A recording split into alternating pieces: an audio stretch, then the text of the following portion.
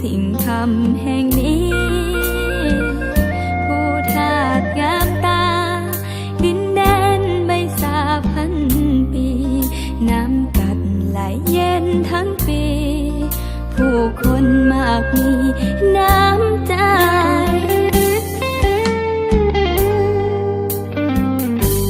โศ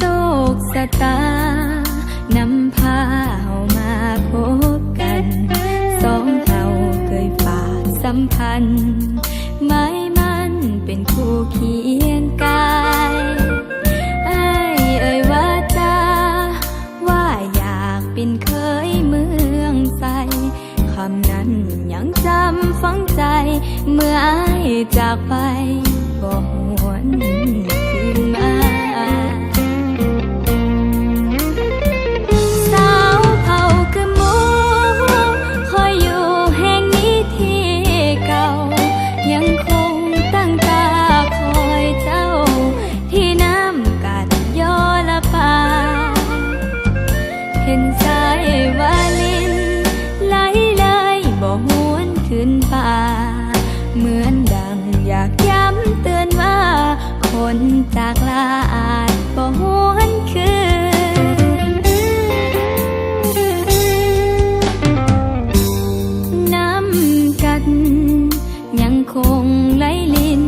จากป่าแต่คนที่ให้สัญญาบ่มีวิแววตาวคืนน้ำเปลี่ยนใจป่าย่านเวลาเปลี่ยนคนเป็นอื่นมองไปนี่คือซิมีค่ากับเจ้าหลายก็มันเป็นสิ่งเดียวที่อยู่เคียงข้างคอยตลอดเวลาสัญญาอุดมใสยังคงคอยเธอน้ำกัดยอละปาคอยเจ้ากลับคื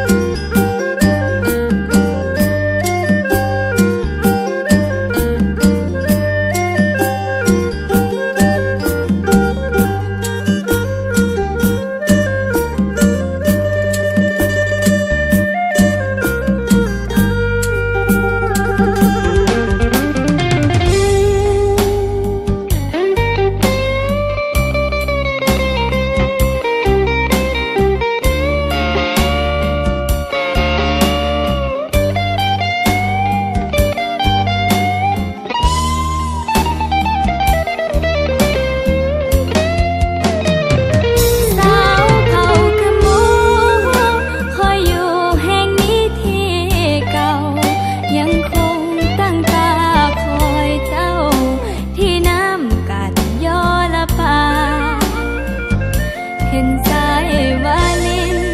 ไหลเลยบ่หวนขึ้นป่าเหมือนดังอยากย้ำเตือนว่า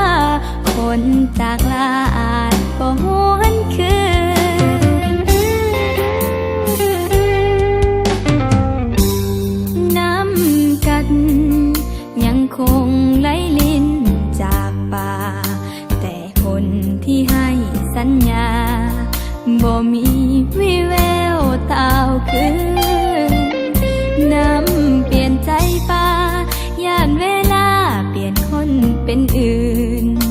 อย่าปล่อยให้คอยกำกืนหยิบคืนมาทวงสัญญาอุดมใสยังคงคอยเธอ